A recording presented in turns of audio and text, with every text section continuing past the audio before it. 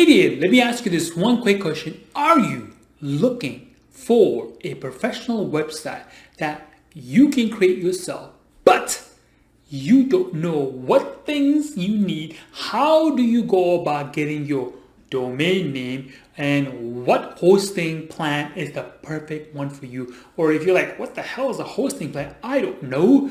And if you are unsure about those things, this video you want to watch throughout the whole end, because in here I'm going to tell you exactly what you need to get yourself a professional website up and running in little to no time. So if you are a new to web developer and you have been playing around with this web developer, like, oh my god, this is amazing, now I want to showcase my awesome stuff to the world, so I need a website. How do I go about doing that? If that is something who you are, make sure you watch this video, because like I said, I'm going to teach you everything you need to know to get yourself a professional website domain name, which hosting plan you need, and what in that hosting plan should include for your professional website. So without any further ado, I'm going to ask you three things.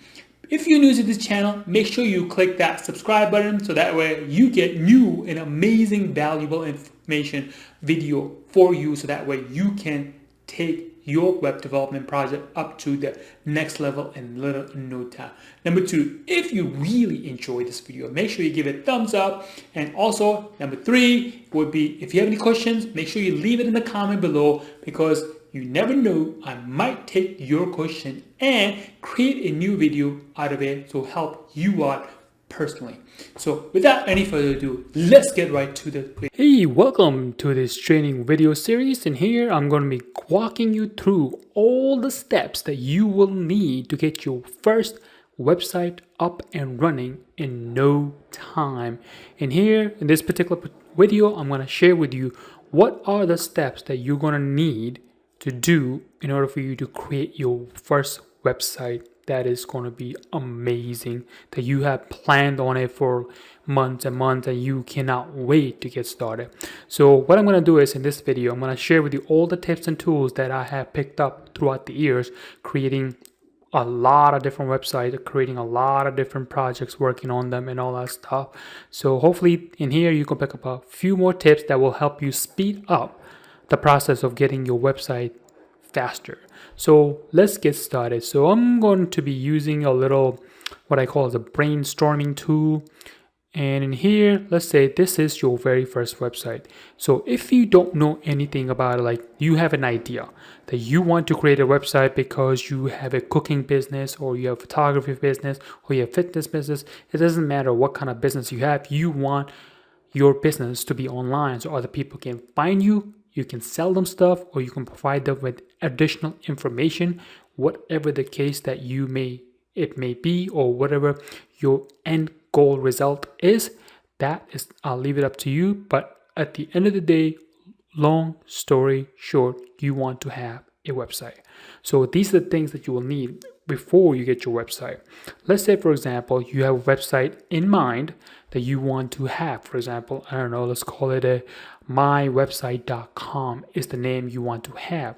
And in case you don't know what a website name is, that's just a name that you type it in your URL. For example, google.com, yahoo.com, msn.com, mybank.com, whatever. Those are called website name. However, when you go looking into doing your research, that particular name also is known as domain name. And that's the thing that you need to have before you can go on create yourself a website. So there are two things that you're going to have. Let me zoom in. First is your domain name, also known as, which we just learned, URL. And second thing is the hosting package, hosting plan. Let's identify these two things. So your domain name is like your license plate for your car that you have, that you register, that you pay for it every single year. Or depending on where you live, it could be every 2 years, but that's not the case. Point being, you pay a small amount of fee that for your license plate. And then this is the same principle in here for your domain name. You pay small amount of fee. It could range from $9 and up to $15, and depending on what the website name you want to have. And then the hosting package is like your car, which you pay big chunk for it. This is where you store all your clothes, all your gym equipment when you go to the gym, or when you have a family trip, you gather all your toys and your bags and all that stuff. So this is your car, and this little small thing is your license plate. So for your car, obviously you're gonna pay more, like $30,000, $40,000, $60,000, depending on what kind of car you want. Same thing apply when you are deciding to pick your hosting company. And in hosting company, what it does is it will allow you to store your files being your pictures, your programming files, which is PHP, JavaScript, and all that good stuff. But not to worry, I will make it so simple that once you go through all these processes that I'm going to be sharing with you, you're going to have your website up and running in no time. I promise you, you will have it in no time. But more than likely, if you have thinking about getting a website and then you don't know much about it, whatever, so you are more than likely go with the plan, which is called shared hosting. And here, just keep in mind, doesn't matter which company you decide to pick, make sure that it has a scripting language, which is PHP, and also has MySQL database. But this is the most crucial part, which is the third one. Make sure they give you unlimited storage and unlimited website traffic. What that means is unlimited storage. For example, you don't want to go with a hosting company which says, hey, you can only have 2 or 3 or 5 gigabytes of data, and once you have filled that up, you can no longer use the website, then you have to upgrade it. Which is a pretty shady and silly way to run business, but there are companies out there who are not well known. They will do that to you. And also, some of those companies will limit the number of traffic being the visitors that you can have for your website. Let's say your website gets really famous and you have a lot of people coming visiting your website. You don't want to go with the hosting company that will say, hey, at X amount of time, or for example, limit, let's say, for example, you have a store, a cooking store, right? And that particular store is going to have an X amount of limit on how many people at any given time can fit in it. Once that limit is reached, you're done. No one else can go in. The same principle applies in here with some hosting company that say, hey, you can only have 100 people on your website and you can have no more than that, which you should not have to worry about it because everything is digital. But that's how some hosting company treat your website. So you do not, I repeat, you do not want to pick that particular company. So long story short, pick the one that give you unlimited storage and unlimited website traffic. All right, so now that we got those things covered, so now you're like, okay, Mark, let's figure out how do I go look for a domain. So you might be thinking of a domain name that is you want to register, just like you would register your license plate, but you don't know if it's available. So there's a website that I use. It's called Domainer. It's domainer.com. And in here, you can type in whatever name that you're thinking of having it for your website. So for example, if I type in Google, and it's going to obviously say Google is taken, you can't take it. But there's another one called this, which is available. At the moment, it seems like it's available. Or you could say my cooking, something like that. So what it will tell you is these are the names that are currently available with the extension.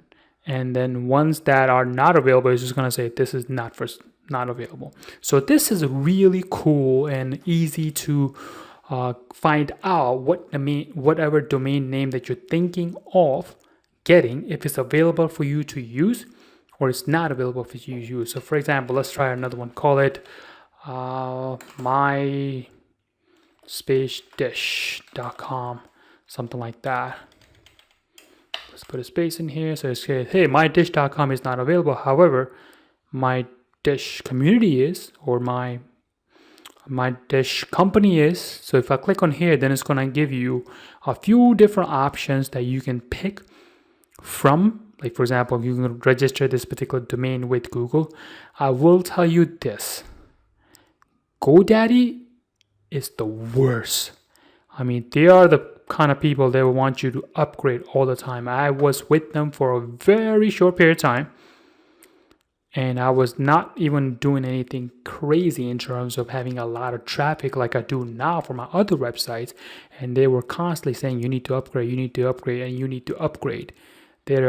My recommendation is stay away from here. GoDaddy, no. They're horrible people. But in any case, so this is how you find out if the domain name that you're trying to look for is available or not.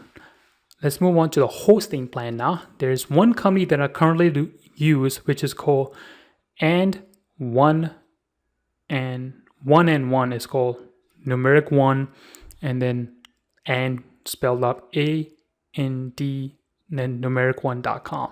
And they have very affordable hosting plans, and they do offer unlimited. For example, they recommend this one, which is like great plan for people who are starting out, and they give you unlimited storage, unlimited websites, and unlimited databases and all that good stuff.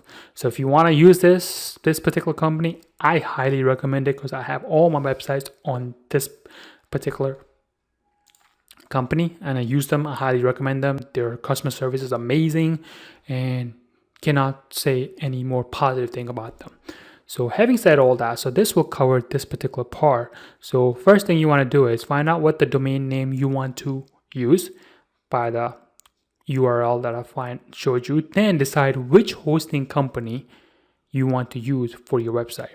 And then after that, the next step will be having a content management system. There's one that I recommend that I will be sharing with you in the next video. But until then, hope you found this informative. If you have any questions, feel free to let me know.